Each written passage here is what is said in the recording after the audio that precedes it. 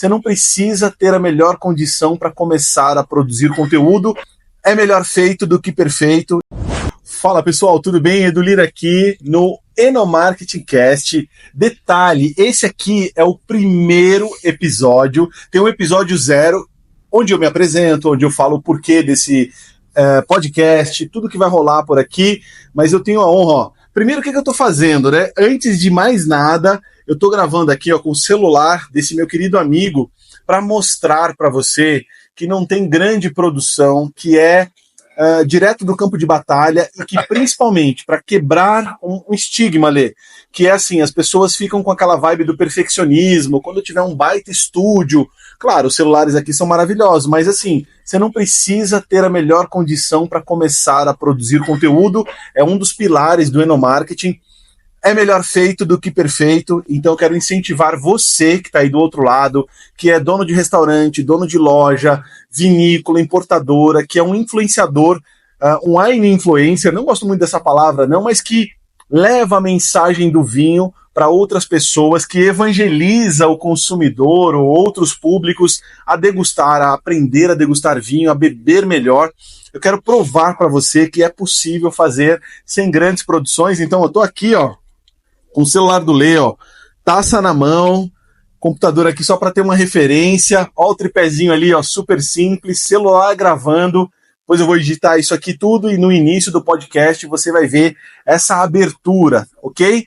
Então, vamos começar esse podcast, episódio 1 do Enomarketing Cast. Eu estou muito feliz de começar esse projeto. Eu me chamo Edu Lira e sou expert em vinho há mais de 22 anos, expert em enomarketing, não é endomarketing, tá? Que é o marketing voltado para o público interno das empresas. É eno de vinho e marketing, unindo as duas coisas, porque vinho é algo muito especial e que precisa de uma atenção especial do marketing.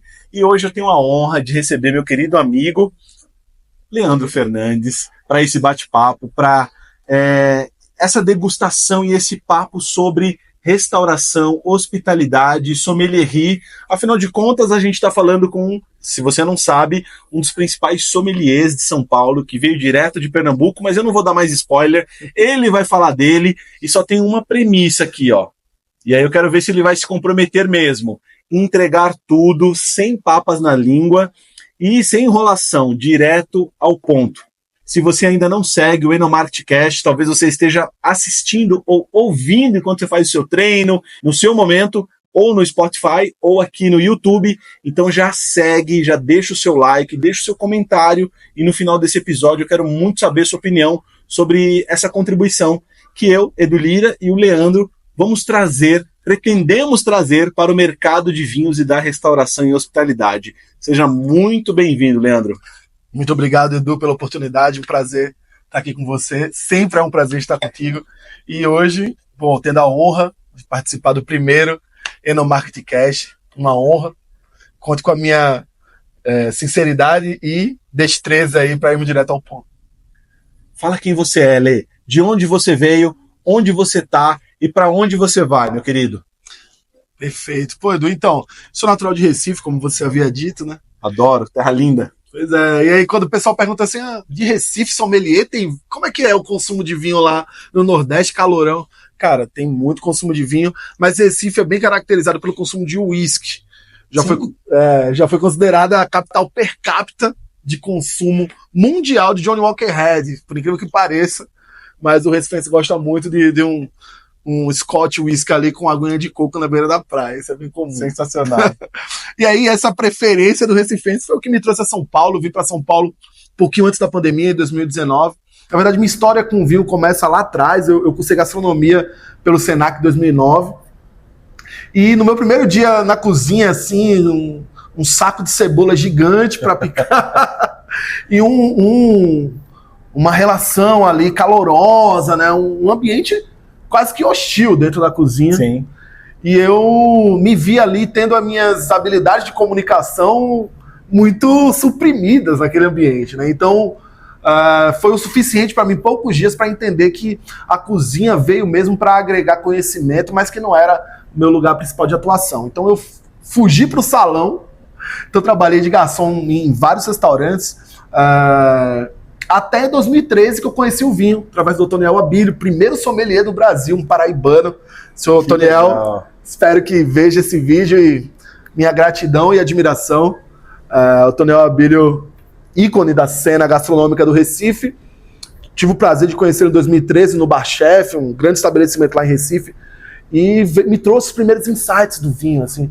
Deu um vinho branco, falou assim, sinta cheiro de maracujá, concorda que tem? Falei, tem, e tem suco de maracujá que ele não, é só uva. E saiu andando. Mas me conta uma coisa, ali. Nessa época, antes disso, contato com vinho, qual que era? Cara, era vinho, assim, do pior nível que você possa imaginar. Eu, como todo jovem, né, principalmente de Recife, tive acesso a vinhos, na sua grande maioria, suaves, sim, né, com aquele açucão residual. Às vezes, muitas vezes de uva lambrusca, enfim, tinha um contato com vinho bem parecido com vários outros etílicos que circulavam ali no meu Que diga-se de passagem, quando a gente olha o mercado brasileiro, a maioria, inclusive a minha entrada no mundo do vinho 23 anos atrás, foi isso. Sangue de boi, Santo Tomé, aquele vinho de mesa que ficava embaixo da pia, às vezes, né?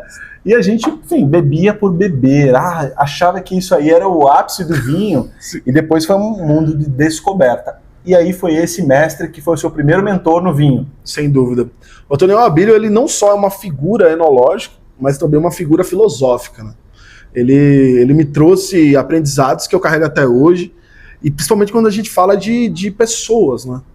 Porque o vinho, ele é de fato um instrumento, né, de cuidado, um instrumento de cura, né, muitas vezes. Muito legal. E o Otoniel Abílio me trouxe essa visão assim logo de início, ali em 2013, começando. E aí comecei lá com ele, fui sommelier do Bar Chef, passei por alguns grandes restaurantes lá de Recife, Nê Bistrô, digníssimo Marcelo Caldas, um abraço. Brabíssimo, né? Sim, dentre outros. E aí em 2019, a convite do Paulo Barros e Salvatore Eloy, vim contratado para cá para trabalhar no Modern Mama Osteria. Porra, aí tu já começou no topo da pirâmide ali, né? E a paixão por Itália, né? Assim, vinho italiano, gastronomia italiana, era uma coisa que eu tinha já desde sempre, desde a escola de gastronomia, mas que não entendia ainda onde é que eu podia manifestar essa paixão. Então o MoMA me trouxe mais perto da Itália. E aí pronto, né? Fiz a minha barraca aqui em São Paulo e Isso foi em que ano, Lê? 2019. Um ano antes da pandemia, né? Sim, sim. E a minha trajetória em São Paulo tem sido incrível, assim.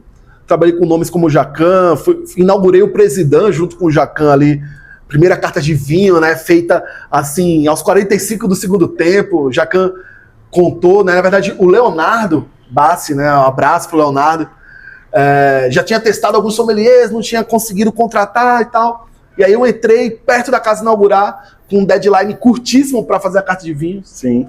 Eu lembro que o Jacão falou, não, vamos fazer a carta de vinho juntos hoje, chama todos os fornecedores, a gente sentou numa mesa assim, foi incrível, parecia um leilão, eu tinha feito o esboço da carta, cara, eu falava, preciso de um Chardonnay barricado até R$200 da América do Sul, aí ó, eu tenho esse, eu tenho esse, eu tenho esse, eu tenho esse. Genial, eu nunca imaginaria essa circunstância assim. Pois é, e aí a gente começou meio que fazer ali agora, e aí fazendo essa seleção ali na hora, com todos os catálogos abertos, e foi basicamente isso. Eu tinha um esboço que eu criei antes dessa reunião, mas a carta mesmo ela foi finalizada em um dia de trabalho, junto com o Jacan e os outros fornecedores. Tem até foto no Instagram nesse momento. Genial. Olha, esse episódio, ele é muito especial. Primeiro porque é o primeiro. Segundo, porque ele é dedicado aos profissionais do mercado de vinho, mas eu tenho certeza absoluta que muitos enófilos apaixonados e apaixonadas por vinho, por gastronomia, vão se deleitar e, acima de tudo, descobrir os segredos por trás daquela sua paixão, né? Às vezes você vai num restaurante, lida com o chefe, às vezes vê pela TV, pela matéria, ou com um sommelier famoso, ou não, e aí você tem uma visão. Hoje a gente vai falar do bastidor, das dores, do processo, de tudo aquilo que pode ajudar, pode influenciar positivamente e erros fatais que geralmente alguns cometem, e o Lê é um expert em identificar isso e ajudar a corrigir nas consultorias que ele faz.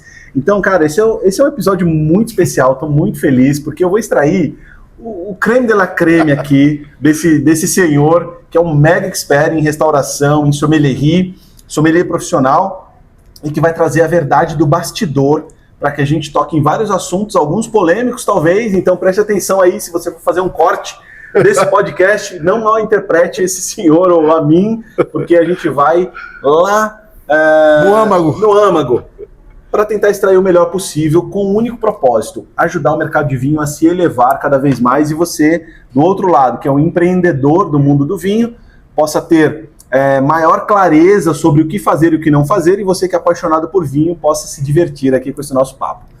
Lê, bom, você veio de Recife, iniciou já em altíssimo nível, Modern Mama, Presidã, e circulou por algum outro restaurante, não? Não, na verdade, o que aconteceu, né? Como eu cheguei em 2019, o Leonardo, né, que foi meu gerente no MoMA, exigiu que eu fosse para o Presidã junto com ele.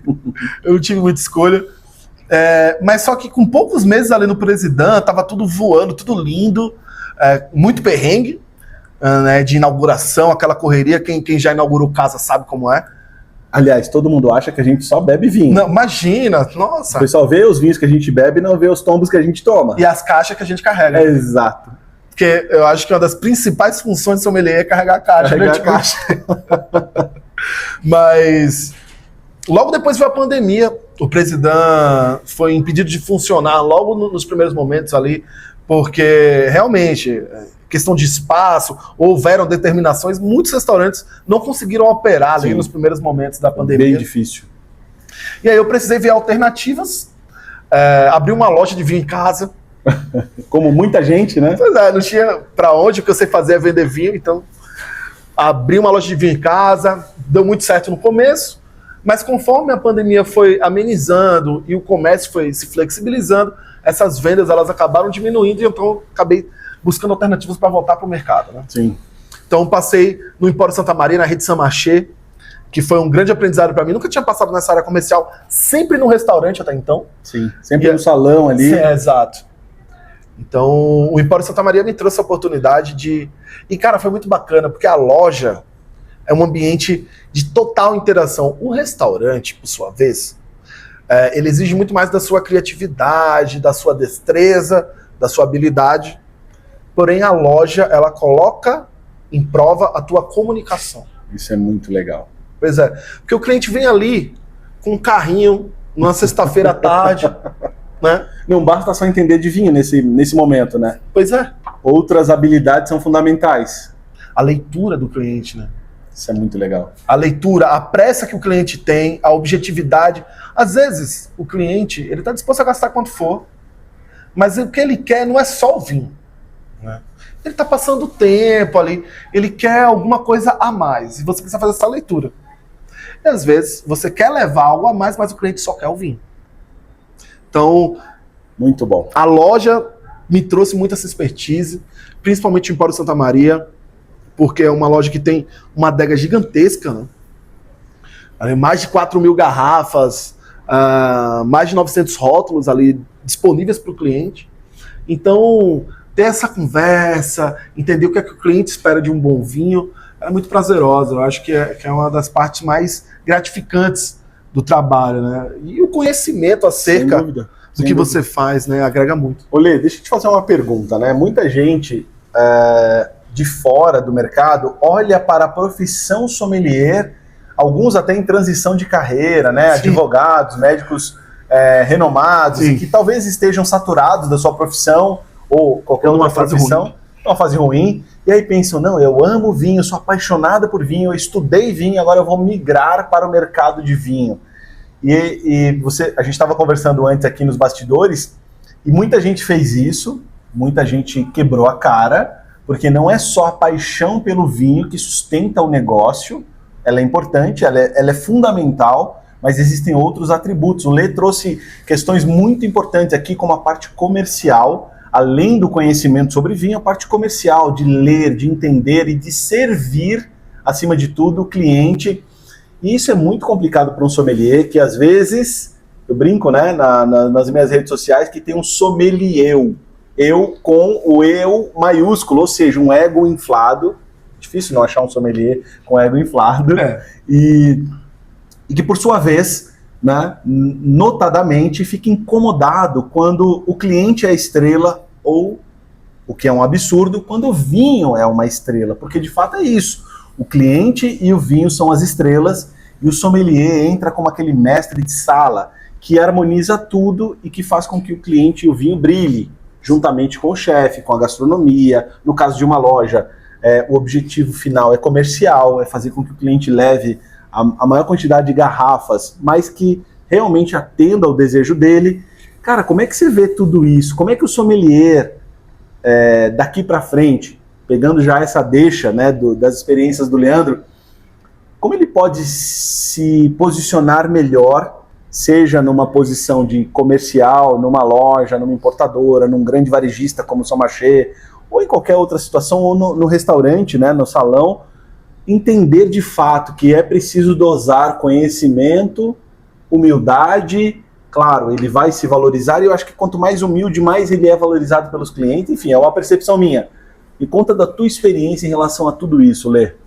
Cara, eu acho que é importante a gente olhar para o passado para entender melhor o presente. Boa. Como é que nasce a profissão de sommelier? Quem é o sommelier de fato? Sim. Então, assim, na história, o sommelier ele não nasce da nobreza. Na verdade, o sommelier, a enologia até nasce do clero, mas a sommelierie, a escansão, ela nasce da plebe. Os primeiros sommeliers eram carroceiros, que levavam os vinhos entre cidades da Europa, cidades muradas ali, entre uma cidade e outra. E esse trabalho, né, de transporte, de cuidado acerca do vinho, colocava para esse transportador, muitas vezes, situações que ele era obrigado a degustar os vinhos. Quando ele ia com carregamento até uma outra cidade, né, com grandes líderes políticos ali, ele tinha que provar o vinho para garantir que ele estivesse são, que ele não estivesse envenenado. Sim, sim. Então, genial. A partir disso é que esse carroceiro começa a adquirir conhecimento acerca dos vinhos, e com o passar dos anos, algumas cidades com consumo muito alto de vinho acabam contratando esses carroceiros para serem os compradores, para serem os oráculos do vinho ali dentro da cidade. Então, nota-se, né, que é uma profissão que nasce da plebe. Então, o vinho ele está muito ligado a isso, a servir, a cuidar, a restaurar. Então, é importante lembrar dessa premissa quando você pensa Genial.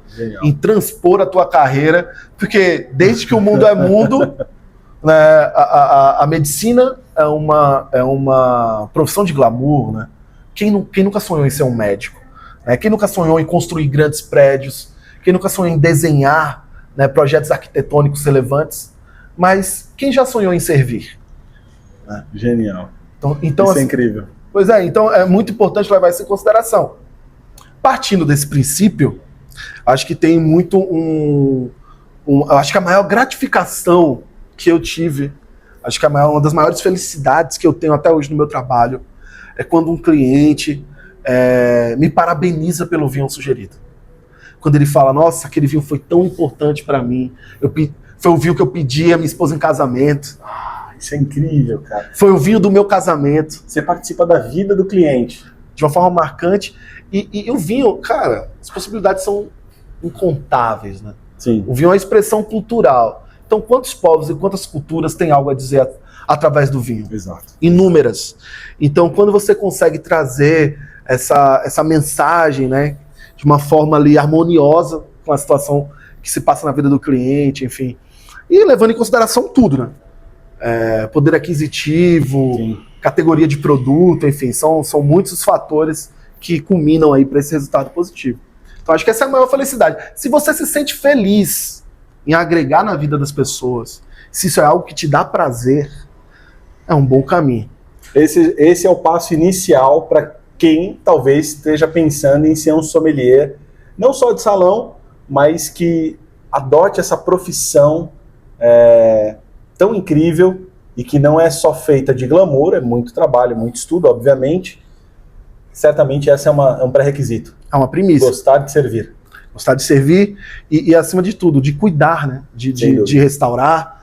Eu acho que é, com certeza, esse é o primeiro momento. Tirando essa parte filosófica, poética, que você viu que o cara domina, né? Brabíssimo. Eu já sabia disso, então eu só joguei o anzol e eu sei que ele, enfim, manda muito bem nisso. Mas eu quero trazer uma parte muito prática, que é um outro papo que a gente estava tendo antes aqui, que não deixa de ser uma crítica, ao mesmo tempo uma missão, um trabalho nosso aqui, para tentar romper essa barreira.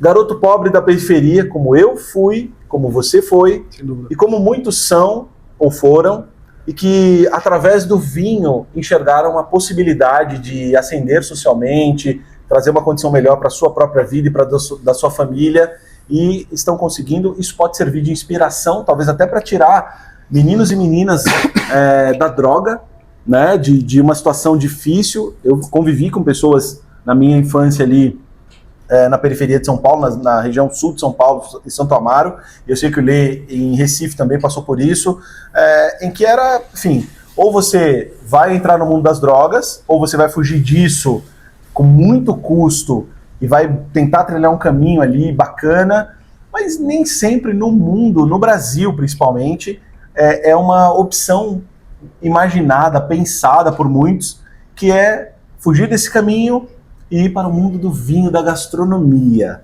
né? Muitos vão pensar, talvez, ou em outros caminhos muito dignos, ou do esporte. A maioria, né? A maioria do esporte, enfim. Mas, cara, a gente estava trocando uma ideia muito legal aqui, antes desse podcast, que é algo que a gente quer muito desenvolver ao longo dos próximos meses, que é trazer os grandes players do mundo do vinho, do mercado de vinho, e que eles sirvam como inspiração, não só os sommeliers, mas também os grandes restaurantes, que eu sei que tiveram uma vida humilde, Juscelino, por exemplo, querido do Pizelli, que é um gênio, e tantos outros, Manuel Beato, enfim, a galera sempre teve uma vida muito difícil e que brilhou, ascendeu socialmente através do vinho e da gastronomia. Sim. Então nós queremos muito trazer esse projeto de mostrar esse universo, que é muito trabalhoso, porém incrível, emocionante. O Lê trouxe aqui um viés filosófico, poético, e que a gente vai trazer agora um viés prático. E aí uma das grandes barreiras, uma das grandes dificuldades para aproximar esse público, né, o público que almeja sair da escassez e sair, talvez, fugir, né, do crime organizado, muitas vezes, e não só ter como opção o futebol, ou outros esportes, a arte, mas ter a restauração, o mundo do vinho. E um dos entraves é o custo de se formar um sommelier no mercado de vinho. Então, Lê, fala um pouco disso, como foi tua jornada, cara? Se formar um sommelier, insistir nisso, e depois emenda já com essa ideia que nós estávamos aqui desenhando, né? Tentando levar um pouco dessa nossa jornada, dessa nossa experiência, para quem do outro lado aí talvez olhe Manuel Beato, Jucarani e outros grandes sommeliers e fala, cara, eu quero ser o sommelier de um grande restaurante, ou trabalhar numa grande importadora, numa vinícola, quiçá. Fala um pouquinho dessa jornada e o que você acha que poderia ser feito, né?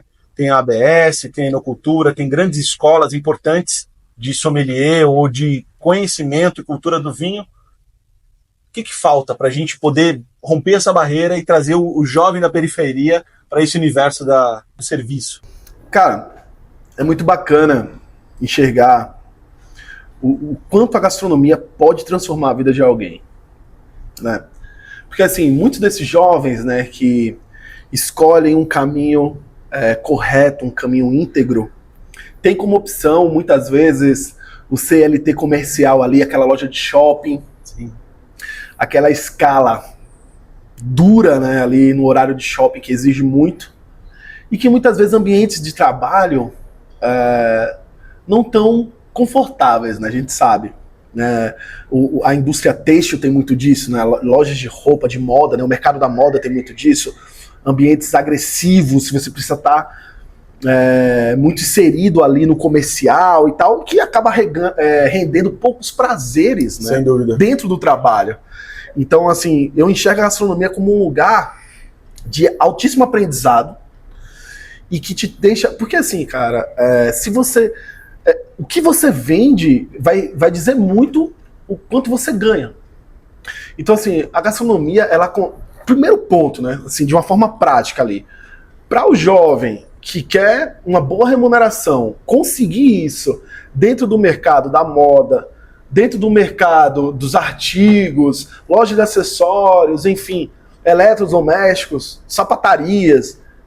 Cara, conseguir um salário de shopping em relação ao salário da gastronomia, da restauração, cara, esquece. A restauração paga muito melhor. A gastronomia paga muito melhor. As comissões... Cara, um garçom... Eu lembro que quando eu comecei, assim, minha praça girava, e tendo aquela gorjeta ali, aquela comissão, cara, eram ganhos que eu jamais poderia alcançar numa loja de shopping, num quiosque. Então, assim, esse é o primeiro ponto, né? Exige mais? Exige mais. Você vai ter, muitas vezes, ali um trabalho braçal mais, né, efetivo, sim. Mas existe um crescimento para muitos. Tem muita gente que entra na gastronomia e fica no mesmo degrau a vida toda. Mas isso é sobre a pessoa. Eu sempre tive muita curiosidade, né, ao longo da minha jornada. Eu sempre fui amigo dos chefes de cozinha que eu trabalhei e sempre fui muito grato. Todos os chefes de cozinha que eu tive a oportunidade de trabalhar me foram professores, me foram mentores. E quando você busca essas informações, você só ganha. Você vai crescendo. Eu lembro que no começo da minha jornada, eu trabalhava num restaurante, num bar, na verdade, de alto giro, chopp e tal. E aquilo estava tão distante do que eu sonhava quando eu comecei a estudar gastronomia. Aí um amigo meu me falou assim, não, cara, você tem que procurar restaurante refinado. Vai ali no Dui, que era um restaurante que tinha lá em Olinda, um restaurante de alta gastronomia, tinha um aquário de lagosta viva. E para a realidade que eu tinha, me deparar com aquilo, me trouxe... Outro universo, né? Cara, eu falei, nossa, o mundo, né? O momento de lazer pode ser muito mais do que cerveja, caipirinha, né? Tem muita coisa cerca. Né? Então, assim... E aí foi uma crescente, uma busca incessante também. E, cara, é incrível, eu fico muito triste, muitas vezes eu me deparo com profissionais que estão há anos na gastronomia, mas estão tão distantes do vinho. E, ao mesmo tempo, o mercado implorando por profissionais.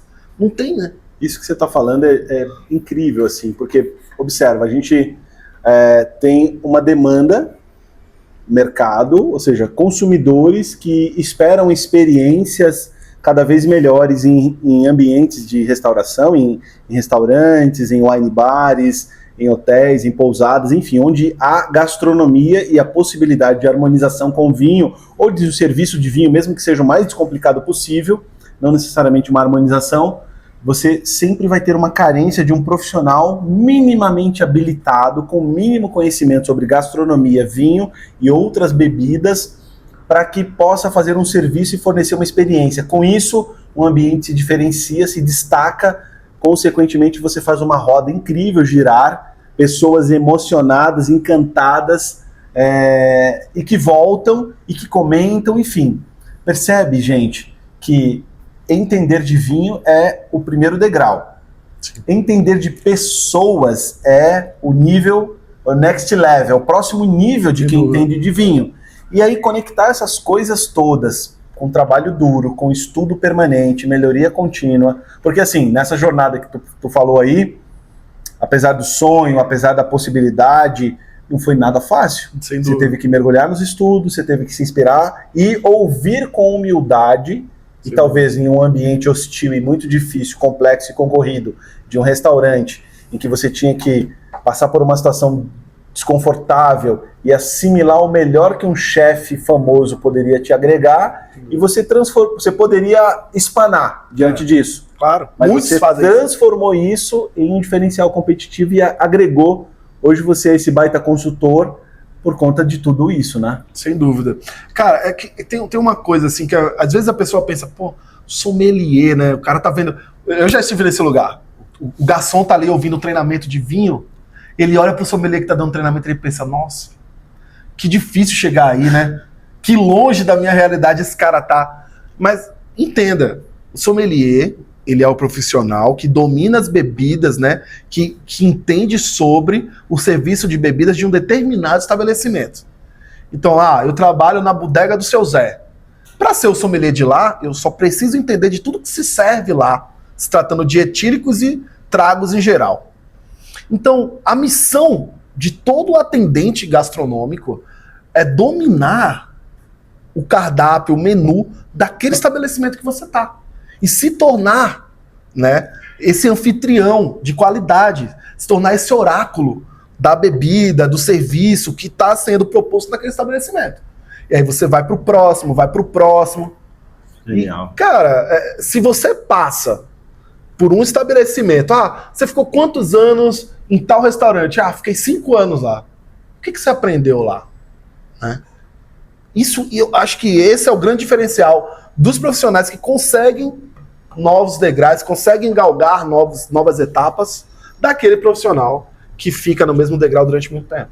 Então, encarar cada estabelecimento como uma escola, como uma matéria, né, a ser dominada, eu acho que é uma das premissas para você conseguir mudar, né, a tua realidade. Eu acho que esse foi um diferencial para mim, sem dúvida.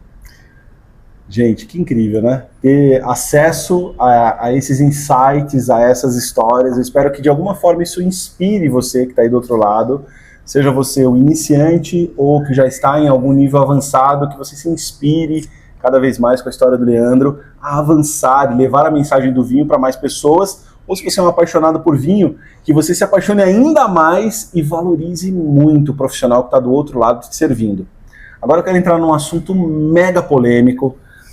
Hoje a gente vive uma verdadeira epidemia dos vinhos de descaminho, falsificados e uma homogeneização do gosto, do paladar. O brasileiro foi treinado, foi acostumado pelas grandes marcas chilenas e argentinas, que tem o seu mérito também, obviamente, né, a começar no vinho, só que assim, o que eu percebo, Lê, me corrija se eu estiver errado, muita gente começa no estilo de vinho e não quer sair nunca mais, ele quer ficar na zona de conforto.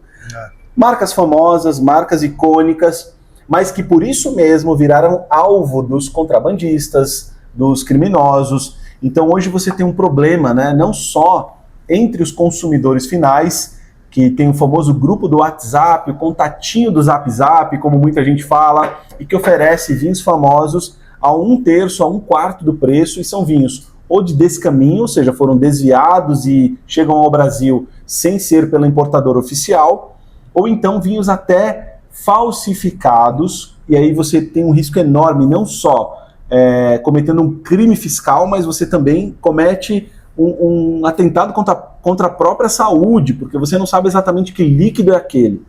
Diante de tudo isso, eu observo que alguns restaurantes...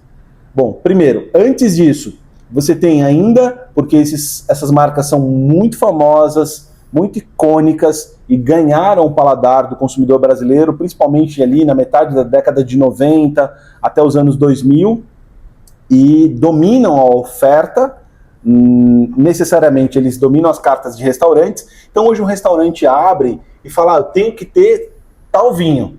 E esse vinho é de uma vinícola argentina ou chilena famosa, e isso, minha sensação, é que meio que tira o protagonismo do sommelier, assim, porque é um vinho que, entre aspas, se vende sozinho. O sommelier não precisa nem sugerir, nem indicar. Como é que está o mercado hoje, assim? Como é que o sommelier de ponta, nos grandes restaurantes, enxerga essas marcas e como é que lida com o descaminho, com esses problemas gravíssimos que nós temos hoje no mercado, né, que é a demanda cada vez maior por esses rótulos, mas que muitas vezes a pessoa traz no porta-mala do Corsinha e não pela importadora oficial. Como é que faz para lidar com tudo isso? Com o consumidor e com, às vezes, o dono de restaurante que quer trazer esse rótulo não pela forma oficial. Essa questão do descaminho, para o consumidor final, ela é muito mais uma questão cultural do que uma questão profissional. Porque você imagina o quanto de pirataria não fez sucesso no Brasil. Você lembra a época do CD? Verdade. O pessoal nem acha que é crime isso, né? Cara, você vai na loja, o CD original custa R$100. Você vai na feira e o mesmo CD custa 5. Então, assim, isso é uma questão cultural. Eu acho que o profissional, ele precisa desenvolver alternativas. Porque, assim, às vezes, o restauranteiro, o próprio sommelier, ele acha que ele vai colocar um vinho icônico ali. Ah, não, porque esse vinho vende só. Porque as pessoas vão... Mas não é isso que vai fazer o cliente tomar vinho no seu estabelecimento. O que vai fazer o cliente tomar vinho no seu estabelecimento, na verdade, é o diferencial que o teu estabelecimento tem. Porque esse vinho que é super popular, ele tem em todo lugar. O cliente acha ele na hora que ele vai fazer as compras do mês. É mais do mesmo. Pois é. Então, assim, existem lugares hoje, em São Paulo, principalmente, que dá gosto de ver a curadoria, porque são coisas que só tem lá e que flertam diretamente com a identidade do ambiente. Pô, aí você abre um bar de tapas fantástico, com um monte de opções gastronômicas, uma riqueza de sabores, e serve na taça mais do mesmo. Madeira excessiva, rótulos batidos e rebatidos. Vinhos muito extraídos, né? Aquele doçor excessivo. Exatamente, vinhos muito encorpados, às vezes que sobrepõem a delicadeza de vários pratos. Né? Então, acho que assim, eu sonho com um momento que todos os gastrônomos e restaurantes terão prazer em entender um pouco mais de vinho. Né? Porque o vinho ele precisa não só ser visto como uma fonte de negócio, porque de fato é uma fonte de negócio tão potente quanto a própria gastronomia. Sem dúvida. Mas também como uma ciência, como uma matéria a ser estudada. Não é? Porque o vinho ele traz ensinamentos não só etílicos, mas também filosóficos, políticos, geográficos, geológicos, químicos, uma série de ciências que estão dentro dessa competência que é o vinho. Né? Então, assim, a gente precisa largar um pouco mais desse comodismo e se debruçar mesmo. Cara, não precisa de horas de estudo, precisa de mente aberta. O primeiro passo é esse, mente aberta, sair da zona de conforto, mais do mesmo, achar que o vinho tem que se vender sozinho, lembrando que é uma cultura recente no Brasil, né? O brasileiro está mais acostumado a beber cerveja, a descomplicação de um drink, ele busca às vezes essa facilidade de acesso, tanto de preço quanto de explicação. Não preciso de grandes rituais para beber uma cerveja, em tese. Não que o vinho precise. Se quiser também simplificar, pode. Mas para extrair o máximo de um vinho, de uma experiência enogastronômica, vai precisar de um pouquinho mais de cuidado, né? O vinho, cara, é muito assim, às vezes, sabe uma coisa que me deixa muito triste? Quando eu ouço um profissional da área, assim, um profissional gastronômico falar, eu não gosto de açaúva. Isso é maluco, né? Eu não gosto de vinho rosé. Como assim? Sabe, tipo, gente, são muitas as probabilidades. De uma única uva, você tem inúmeros resultados. Então, acho que a mente aberta, né, esse perfil eclético acerca da taça, ele precisa existir para você ter uma boa curadoria. Primeiro ponto. E, cara, sinceramente, não é fácil fazer um vinho autêntico. Né? É muito mais fácil fazer um vinho padronizado. É muito mais fácil fazer um vinho que vai agradar gregos e troianos. A gente sabe a receita. Todos sabem a receita. Se você tem um vinho encorpado, com tanino macio, tem uma passagem por madeira que deixa aquela textura mais redonda ali, uma açuquinha residual, cara, a venda é sucesso na maioria. Pois é. Mas você pegar aquele terroir e expressar de uma forma clara o que aquele terroir tem a dizer, independente da característica que ele vai trazer, isso é muito mais difícil. Então, se você encara o vinho como uma manifestação cultural, não é? Então você vai poder olhar com muito mais empatia para cada rótulo. Entender que aquilo ali é o que se come, né? Eu não vou querer joelho de porco com chucrute todo dia. Eu prefiro arroz com feijão, mas essa é a minha cultura. Claro, claro. Então, precisa ter observar que a arte ela está isenta de comparações. E o vinho é uma das artes mais milenares que a gente tem disponível. Então, cara, eu acho que uma mente eclética, uma mente aberta, é o primeiro caminho para uma curadoria assertiva. E a curiosidade, né? O aguço pelo novo, tá buscando... Porque, cara, uma matemática prática do vinho é assim, o vinho entra no mercado esse ano, fez sucesso, ano que vem ele aumenta de preço. Simples.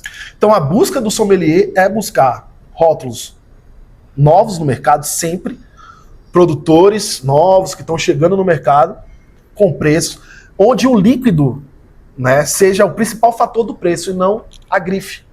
né? Acho que a gente compra muito grife hoje, né, cara? Essa tanto de vinho. Sem dúvida. Lê, genial essa tua análise. Agora eu vou te trazer para um outro momento, talvez um pouco desconfortável. Eu só vou colocar pedrada aqui, gente. Eu vou até servir o vinho, então, porque serve o vinho. vou precisar. Porque assim, gente, é incrível essa parte, toda essa parte poética, filosófica, artística. Agora eu vou trazer para um lado mais mercadológico, porque todo sommelier tem que passar por isso. Ele tem que trabalhar em parceria com, às vezes, o gerente ou o dono do restaurante, e aí você tem markup, você tem CMV, você tem uma necessidade de fazer um giro acontecer, você tem interesses de fornecedores, do dono, dos clientes, você tem que, enfim, você é aquele chinesinho que tem que fazer vários pratos girarem e nenhum deles pode cair e quebrar. Verdade. Então vamos pro lado prático, porque o sommelier não é só aquele que faz aquele glamour, aquele serviço incrível como o Lê está fazendo agora, explica o vinho, estuda, degusta, isso tudo é muito importante. Mas também tem um lado de negociação, de intermediar interesses, muitas vezes interesses bem controversos. Sim. E antagonistas, né, que nem sempre vão agradar o cliente, ou vão agradar o dono do restaurante, ou vão agradar o sommelier, ou vão agradar o fornecedor, ou a vinícola, ou o importador. Saúde. Como é que a gente equaliza, como é que lida na prática com tudo isso, e como é... Aí vem a pergunta seguinte, como é que eu imagino que você tenha vários caminhos para essa resposta. Como é que eu crio uma carta de vinhos efetiva, uma carta de sucesso? Eu imagino que tem a carta para ganhar prêmios, mas tem a carta também para vender muito. Ou um meio termo que une as duas coisas, enfim. Mas primeiro fala um pouquinho do bastidor, o que você puder falar sobre esses conflitos de interesse, como é que lida com tudo isso. Gente, tem o dono do restaurante falando, gente, eu preciso ou vender mais, ou preciso fazer com que o vinho seja um ponto fora da curva dentro da proposta de valor do restaurante. Então eu quero ser reconhecido por alta gastronomia ou por uma gastronomia incrível, mas que também entrega um serviço de vinho. Mas eu também tenho que vender, aí tem vários fornecedores, uma carta com 100, 200 rótulos, tem 10 importadores, às vezes, mais produtores nacionais. Como é que eu harmonizo tudo isso, meu povo? Me conta o segredo e abra o seu coração. Revela o segredo aí, abra a caixa preta. Cara, não tem almoço grátis, cara. É uma triste realidade. É aquela questão, cara, exclusividade, é uma linha tênue entre exclusividade e demanda. O que acontece? As grandes importadoras hoje, elas desenvolveram mecanismos comerciais para estar em todos os lugares. Sim. Isso vai desde, o que você precisa? Eu preciso de uma adega, vou te dar uma adega. O que mais você precisa? Eu preciso da impressão da... Vou te dar também. Eu preciso de um enxoval, vou te dar também. Sabe? Então, assim, quantas ferramentas foram desenvolvidas para esse comércio, para essas relações acontecerem, né?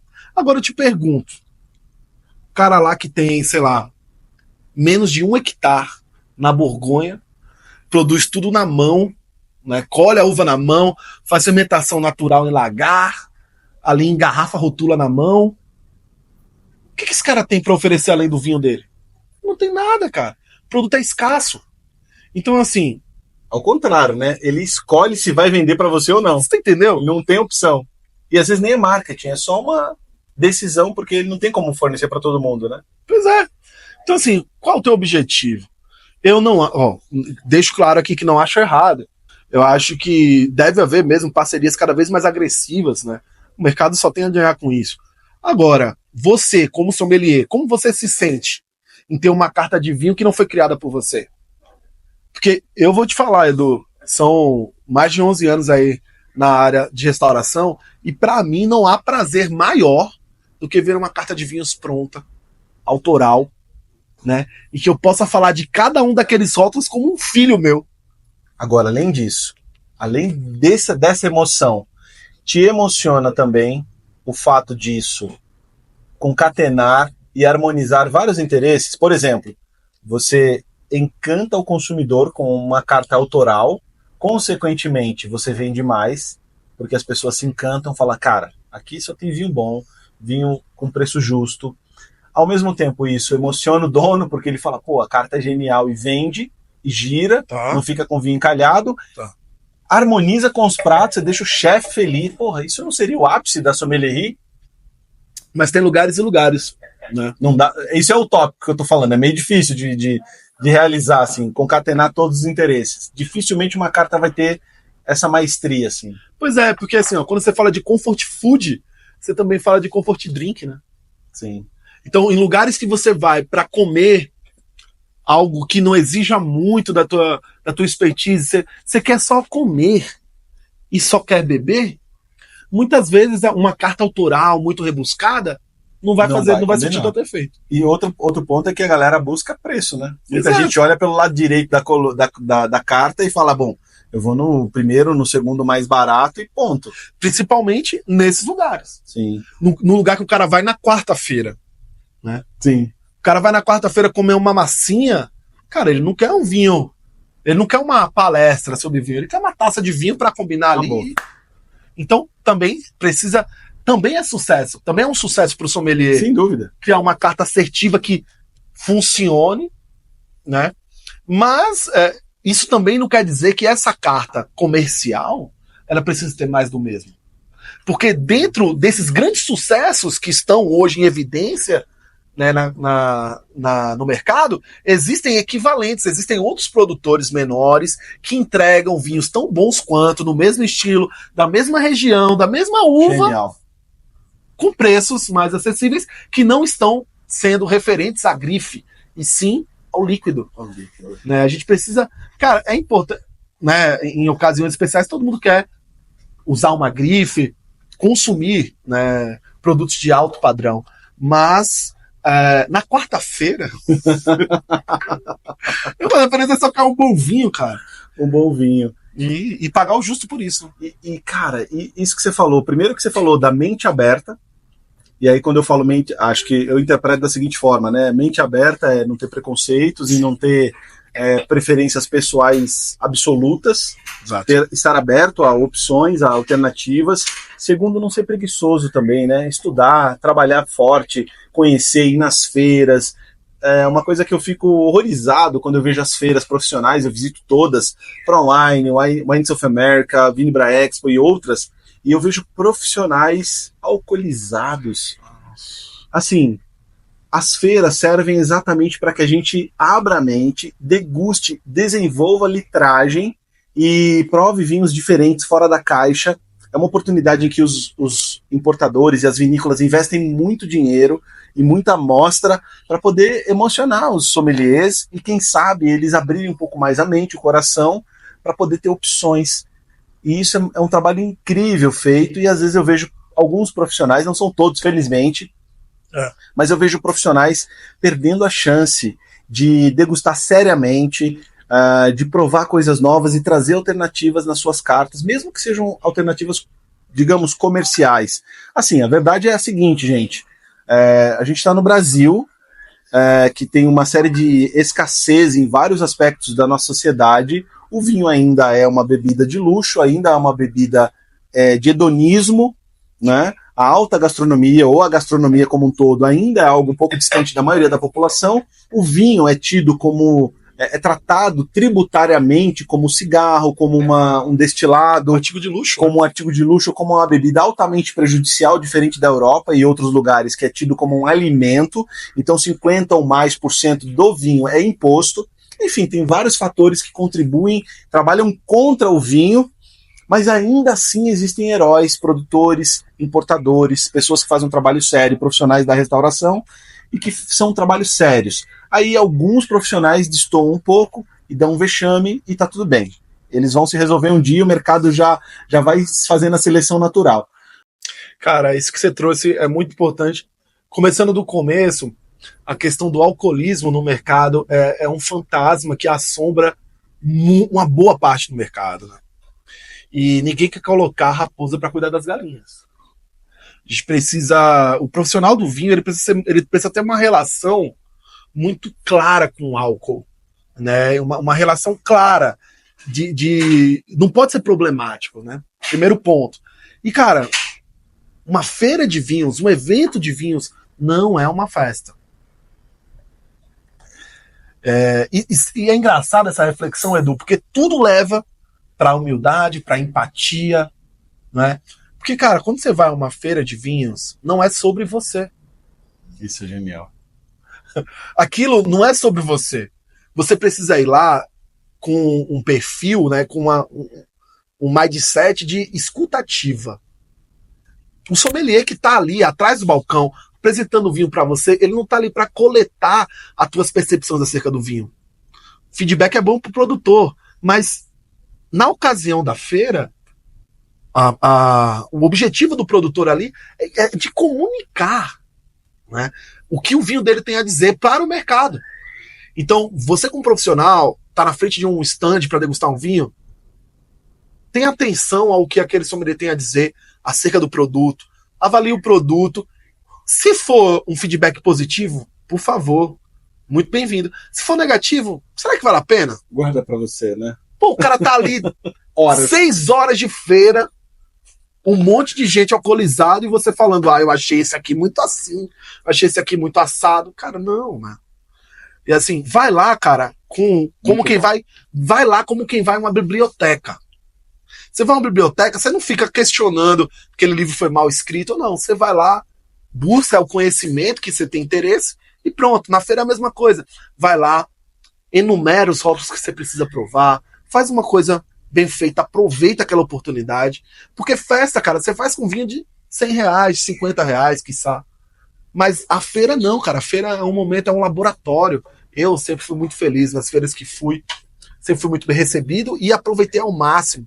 Hoje em dia, essa litragem que eu adquiri de uma forma positiva através da escuta ativa, né, nas feiras, me traz parâmetros para fazer as minhas cartas de vinho, para poder avaliar os vinhos que eu tomo. Então, isso é de suma importância, porque quando você encara a feira como um momento de diversão, cara, você não lembra no outro dia de nada que você provou. Foi extremamente improdutivo, então. Pois é, cara. Então, assim, esse é o primeiro ponto. Lidar com o álcool de uma maneira profissional. Não vou te dizer, vai à feira e cospe tudo. Porque eu mesmo não faço isso. Claro. Mas tenha coerência. Tenha coerência. Quando a gente tem um pouquinho de conhecimento de vinho, a gente já entende que tem muita coisa genérica. Tem muita coisa que é repetido, que você vai ver que são perfis que se repetem.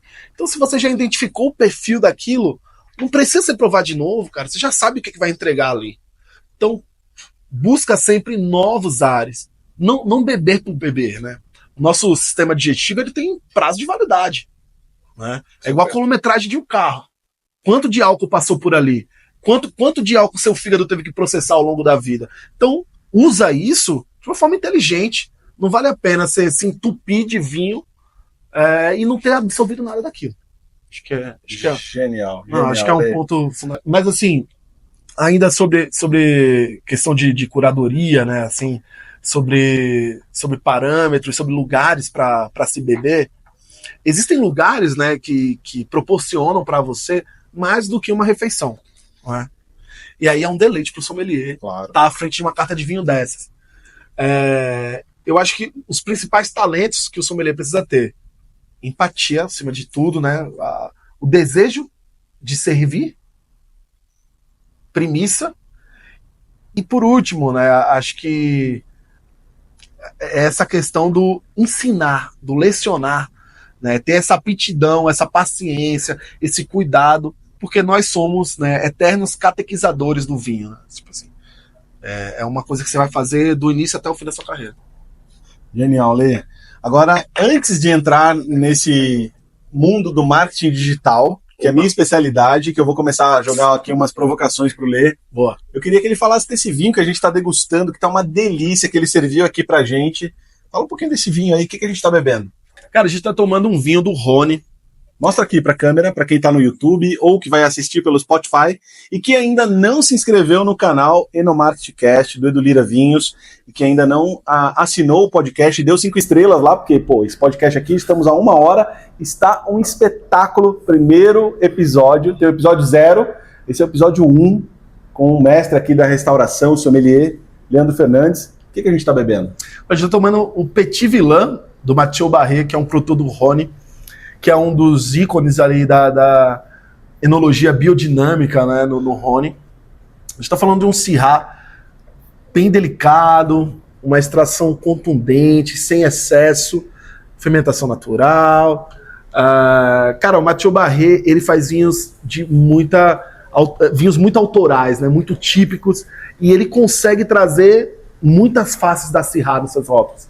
Esse aqui é uma face da Syrah que eu gosto muito, que é aquele Syrah fresco, que tem uma complexidade aromática, mas que na boca é amável, que te proporciona momentos assim, despretensiosos, de conversa, né?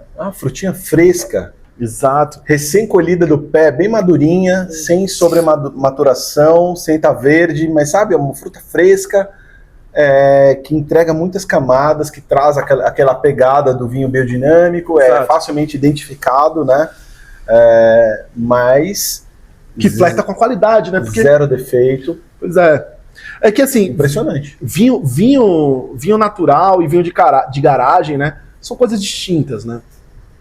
O vinho de garagem, ele tem um aspecto muito mais underground mesmo, né? Ele quer trazer aquela parte nua e crua do vinho de uma forma muito mais prática ali, uma entrega muito mais crua. Enquanto aqui, né, nesse tipo de produtor, a gente tem um vinho muito mais pensado, com um nível de estrutura para produção muito melhor, não é? Claro, mas que reflete muito da identidade local. E eu acho genial esses rótulos, gente. Petit Villain, ursinho aqui, pichando, exato, meio revolucionário, meio rebelde. Exato. Vamos falar depois, em vários episódios, sobre arquétipo. Uma coisa diferente que nós vamos fazer aqui, Lê, e óbvio, você já está convidado para isso, que além de fazer análise tradicional, que é visual, olfativo e gustativo, eu vou trazer a minha expertise para fazer análise mercadológica do produto, análise do design, do branding, da marca, do posicionamento de mercado, preço, do arquétipo que o produtor e o rótulo utiliza, porque a gente sabe que às vezes o consumidor ele escolhe também por esses outros elementos, pelo rótulo, pelo posicionamento. Se eu ouvir falar de um nome, eu vou falar um nome para você aqui, talvez você conheça, talvez você não conheça, mas Domaine de la Romanée Conti, isso te traz alguns sentimentos, e há um porquê disso, há uma história, há uma jornada, e ela está intimamente ligada ao enomarketing, querendo você ou não. Então, em outros episódios nós vamos fazer essas análises mais mercadológicas também, além, obviamente, da análise gustativa, olfato, paladar, o visual. Você viu um pouquinho mais para o Lê. Cara, eu adorei esse rótulo.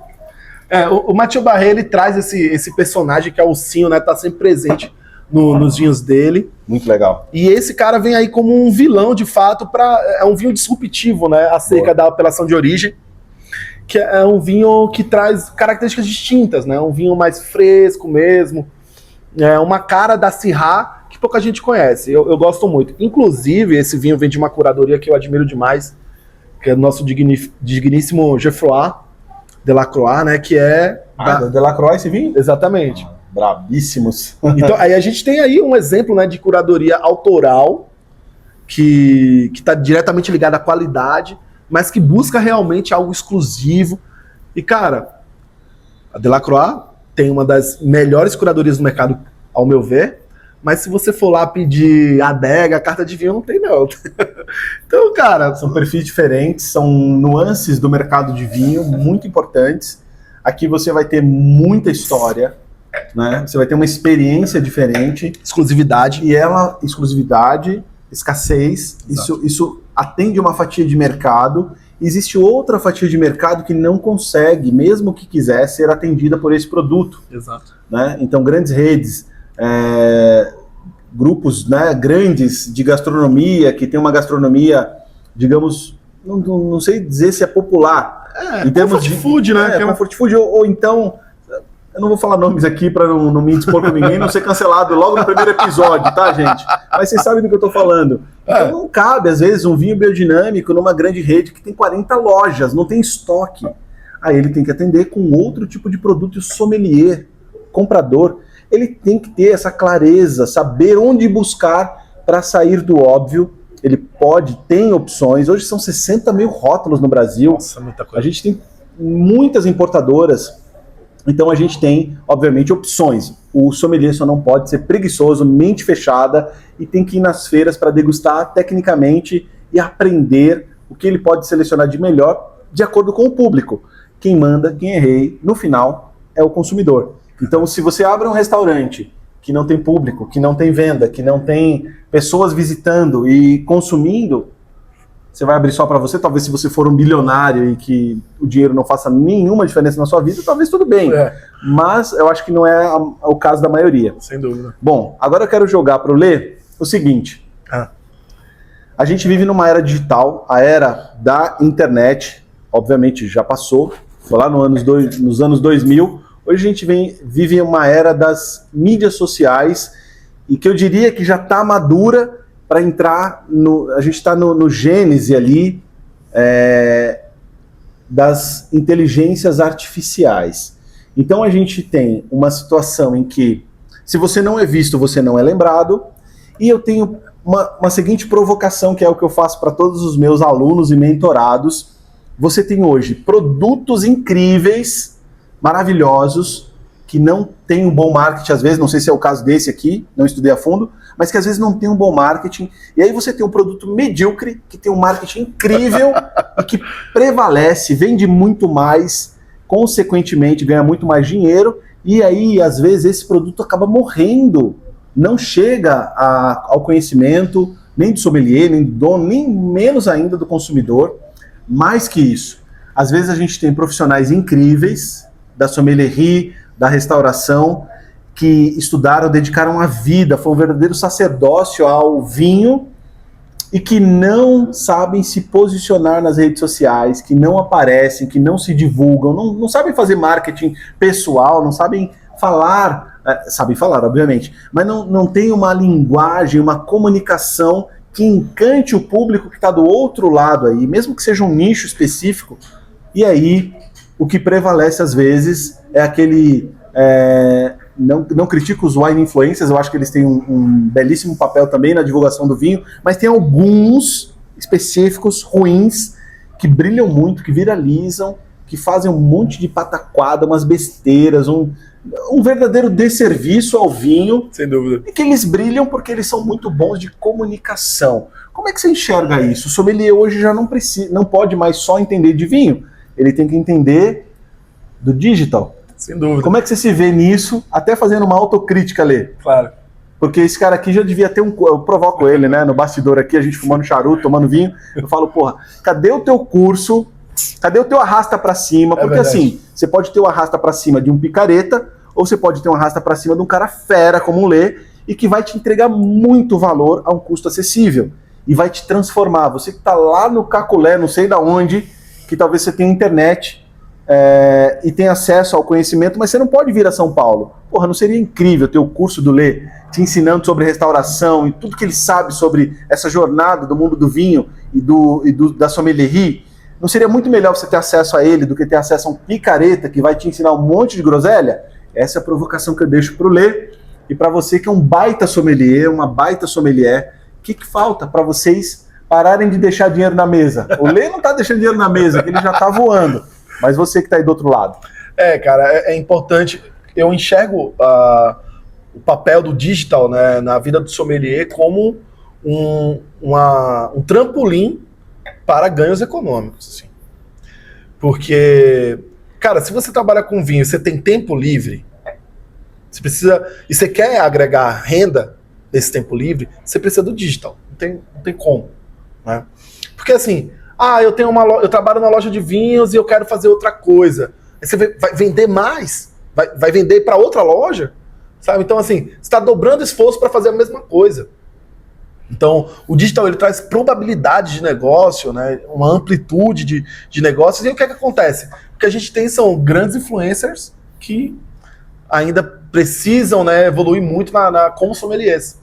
Então, quando você estava falando sobre restauração, né? Às vezes o restaurante não tem ali um profissional do vinho.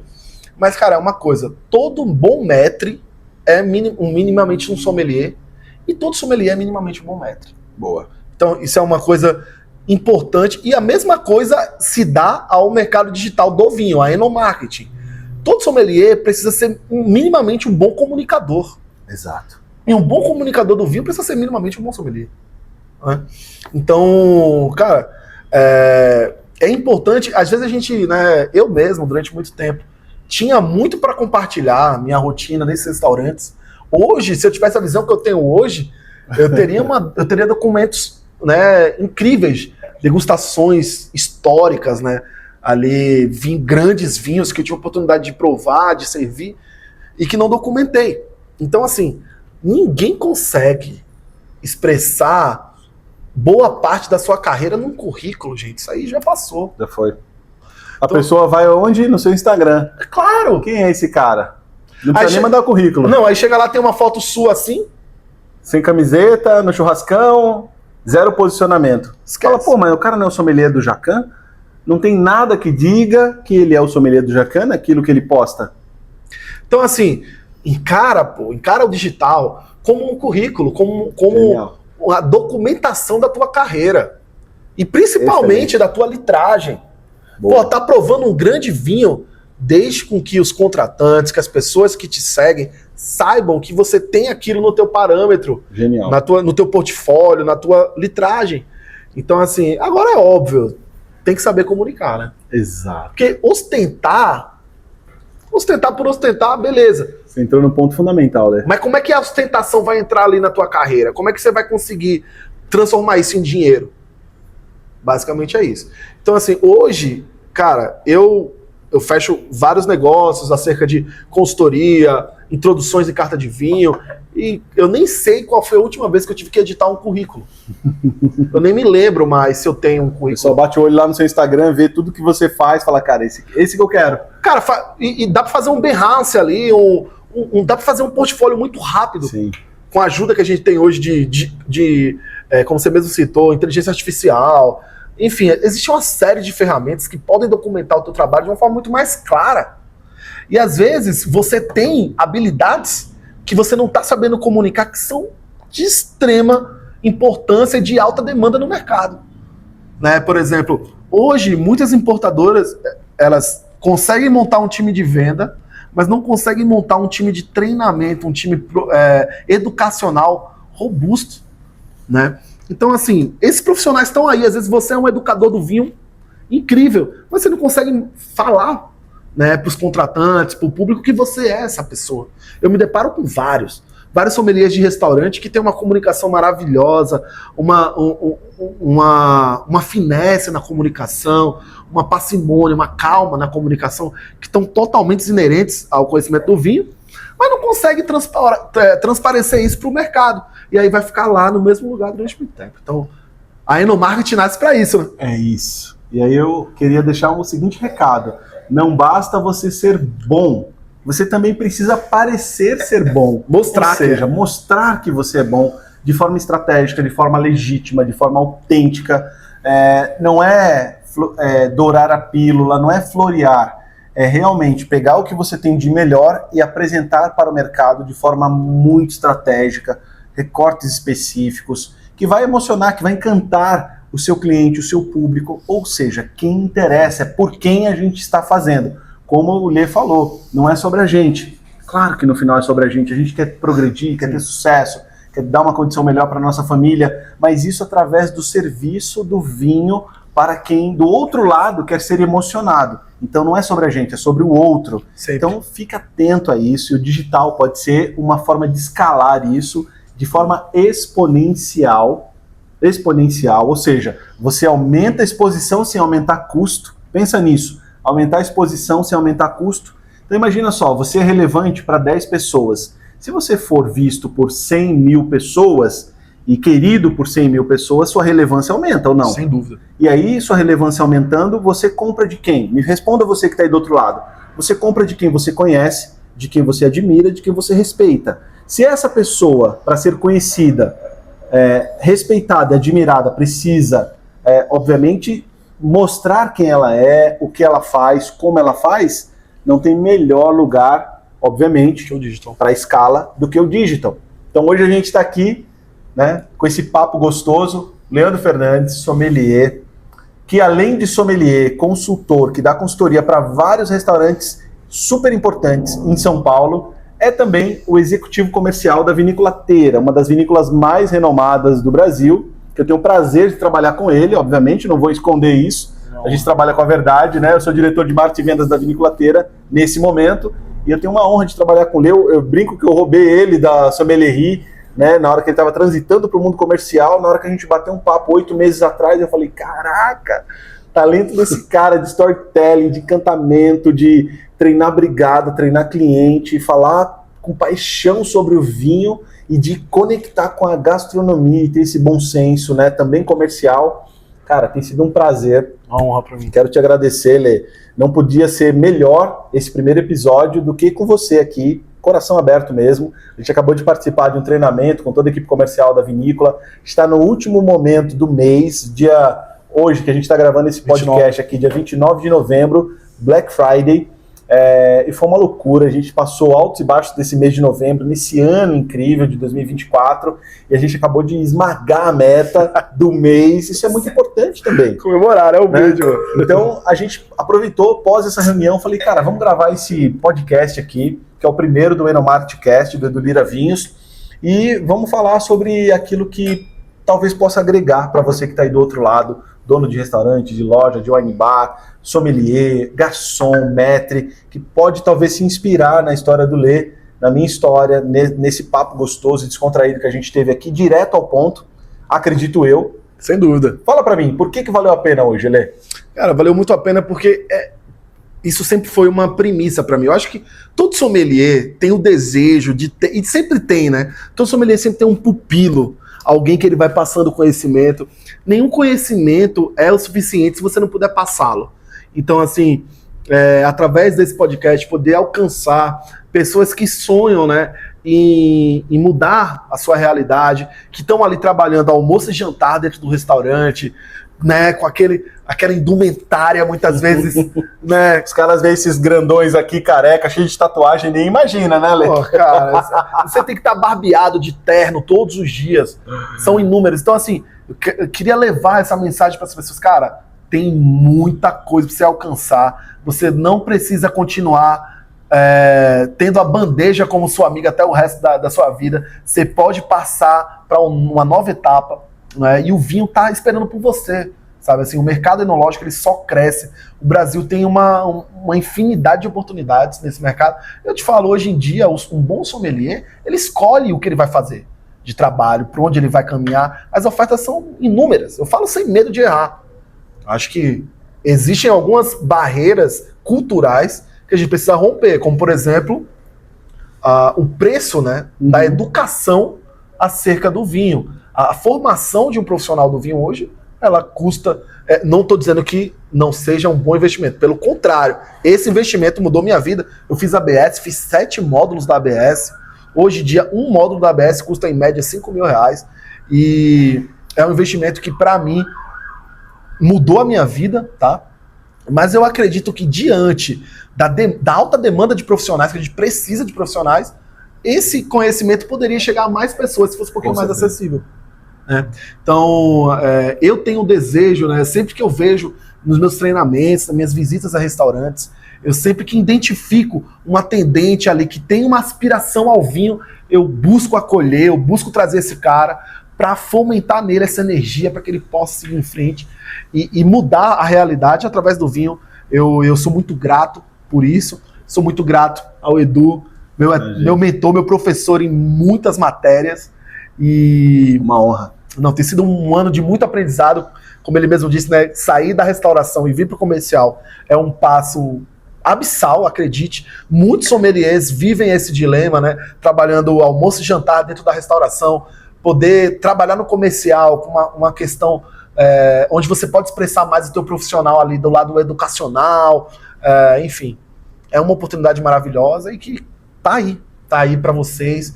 Então, não desistam, busquem, né, mudar a realidade através do vinho, porque é possível. Lê, só tenho que te agradecer. Agora eu quero muito que você deixe seu Instagram, suas redes sociais aí para quem... Bom, se você está assistindo esse podcast aqui, você tem que seguir esse brabo, acompanhar ele. Você vai aprender não só sobre vinho, mas sobre treino também, porque o cara é brabo no treino. Eu né, já fui bem obeso, assim, já pesei mais de 130 quilos. A musculação me ajudou muito a melhorar a minha condição física.